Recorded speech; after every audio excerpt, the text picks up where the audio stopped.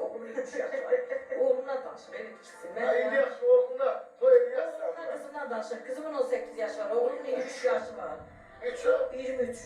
oğlum. Terk üniversitesi tutar, asker gelip gel olur. Onlardan danışır, değil mi? Yaş ondan da. Sevgiden danışmak var, böyle ikisi. Bak ben size bir ders söz diyeyim. Sevginin yaşı yok. Evet, ben dedim hazır ki insan öldüğü güne kadar severim. Evet.